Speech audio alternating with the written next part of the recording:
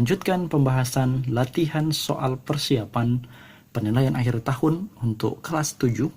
Ya, kali ini kita akan membahas soal pada materi penyajian data.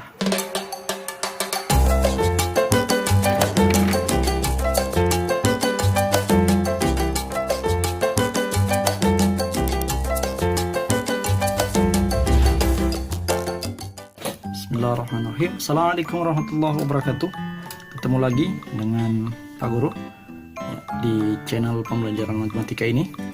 Kesempatan kali ini kita akan melanjutkan pembahasan latihan soal persiapan penilaian akhir tahun untuk kelas 7.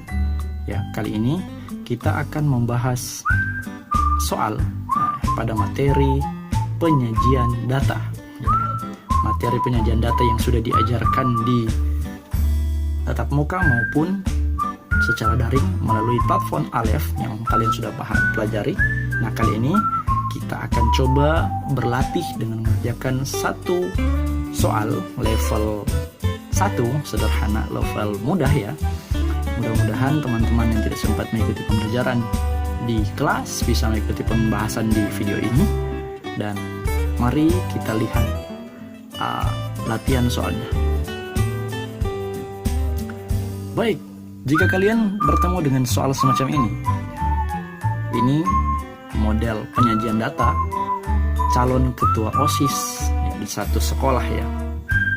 Ada menyajikan persentase hasil pemilihan calon ketua OSIS ya, dengan diagram lingkaran di mana ada 6 kandidat. Ada Johan, Christina, Budi, Hidayat, Nabila, dan Nadifah yang mencalonkan diri sebagai ketua OSIS dengan perolehan suara, persentase perolehan suara sebagaimana yang disajikan dalam diagram lingkaran ya. Hidayat memperoleh 14%, Christina memperoleh 16%, Nadifah, Johan, Budi, Nabila dengan masing-masing pencapaian atau perolehan suaranya. Nah, kita dari hasil penyajian data itu kita bisa menangkap informasi untuk kita gunakan dalam menyelesaikan soalnya. Soalnya, ya, ini soalnya. Jika semua pemilih ada 250 siswa, hitunglah selisih siswa yang memilih Hidayat dan Christina. Baik, kita akan berikan alternatif penyelesaian untuk masalah ini. Ya, awalnya kita harus mendahului dengan analisis soal dulu. Kita pahami soalnya ya. Oke, diketahui. Yang diketahui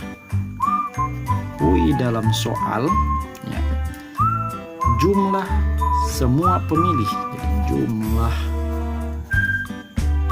pemilih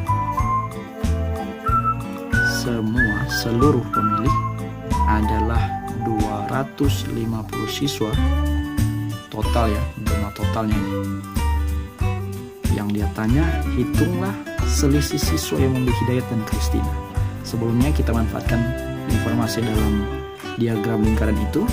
Persentase kita ambil informasinya, persentase pemilih perolehan suara Hidayat dan persentase perolehan Hidayah Christina. Kita simbolkan dengan K, Hidayat dan Christina. Hidayat memperoleh suara 14%, Christina memperoleh suara 16%. Itu artinya dari persentasenya saja kelihatan Christina lebih unggul perolehan suaranya daripada Hidayat. Nah, yang ditanya dalam soal yaitu selisih. Yang ditanya dalam soal adalah selisih siswa yang memilih Hidayat dan Christina. Karena Christina lebih banyak, artinya selisih Christina dari Hidayat adalah berapa siswa? Berapa suara dari siswa ya? Kita berikan alternatif jawabannya. Baik.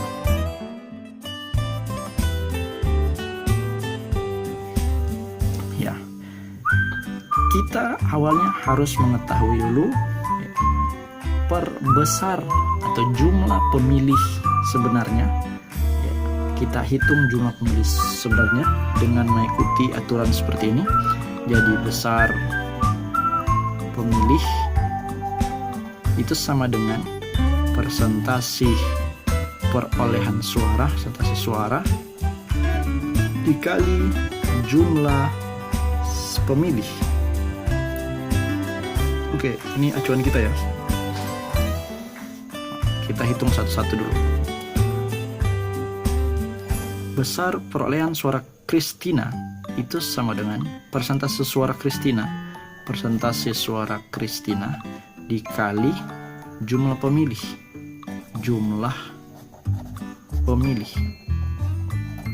Hasilnya adalah persentase Kristina perolehannya adalah 16% dikali jumlah pemilih di awal adalah 250 siswa keseluruhan. Kita peroleh 16%, artinya 16 per 100 dikali 250. Oke. Hasil ini kita bisa sederhanakan akan memperoleh 40 siswa. Bagaimana caranya? Kalian bisa kalikan 16 dikali 250 dibagi 100. Bisa. Tapi Pak Guru berikan alternatif cara ya. Silakan diikuti jika mau. 16 dikali 250 dibagi 100. Oke. Kita sederhanakan saja menggunakan faktor. Kita bagi ya. 0 dicoret dengan 0, hilangkan satu nolnya. Karena ini operasi kali.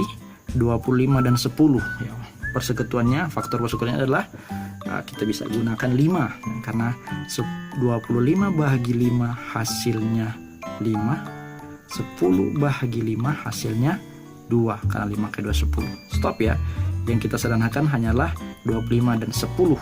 Nah, kita sudah peroleh persamaan yang baru 16 dikali 5 dibagi 2. Oke ya. Maka kita bisa sederhanakan lagi. 5 dan 2 sudah tidak bisa dapat faktor persekutuan tuh. Kita peroleh 16 dan 2. Bisa ya 16 bagi 2 ya. 16 bagi 2 hasilnya, bagi 2 hasilnya 1. 16 bagi 2 hasilnya adalah 8. 8 kali 2 16. Di bawah sudah dicoret semua. Tinggal di bagian atas ada angka 8 dan angka 5. 8 dikali 5 hasilnya 40 siswa. Jadi besar banyaknya pemilih, banyaknya siswa yang memilih Kristina adalah 40 siswa. Berikut kita akan mencari berapa besar pemilih dari Hidayat. Besarnya pemilih Hidayat. Jadi kita lanjutkan. Untuk siswa, banyaknya siswa yang memilih Hidayat, kita gunakan persamaan yang tadi. Persentase perolehan suara Hidayat dikali jumlah pemilih sama dengan persentase Hidayat tadi adalah 14%. 14% dikali jumlah pemilih yang tadi adalah 250 siswa sama dengan 14% itu artinya 14 per 100 dikali 250. Kita gunakan trik yang Pak Guru sederhanakan tadi. Kita hilangkan 14 dikali 250 dibahagi 100. Nolnya dicoret 1. 10 bahagi 5 dapat 2. 25 bahagi 5 dapat 5. Sehingga kita peroleh 14 kali 5 dibahagi 2. Kita sederhanakan 14 bisa dibahagi 2. Artinya 14 bahagi 2 kita peroleh 7. Maka kita masih meninggalkan angka 7 dan 5. Tinggal dikali 7 kali 5 hasilnya 35 siswa. Berarti banyaknya siswa yang memilih Hidayat adalah 35 siswa. Back to soal yang ditanyakan dalam soal adalah selisih siswa yang memilih Hidayat dan Kristina.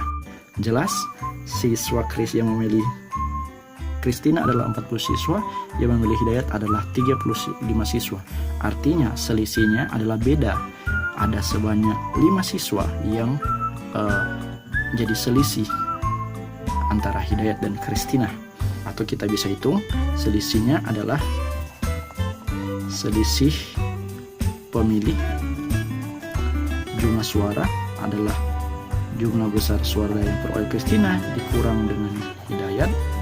Jumlah perolehan suara Kristina adalah 40 suara, Hidayat adalah 35 suara, sehingga kita peroleh 40 kurang 35 hasilnya 5 siswa.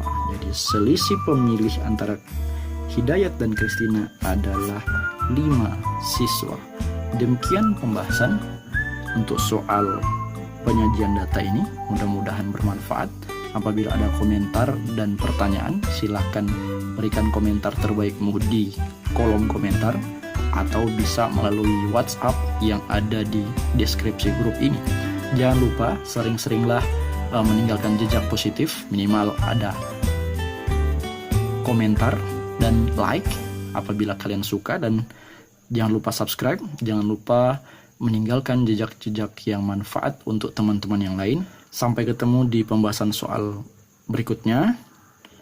Mudah-mudahan ini menjadi pelajaran yang baik untuk kamu semua. Nantikan pembahasan soal yang lainnya. Oke, demikian. Assalamualaikum warahmatullahi wabarakatuh. Next, pembahasan soal apa lagi ya? Untuk dapatkan pemberitaan video pembahasan soal terbaru, pastikan kamu sudah menekan tombol subscribe dan tombol lonceng untuk semua video.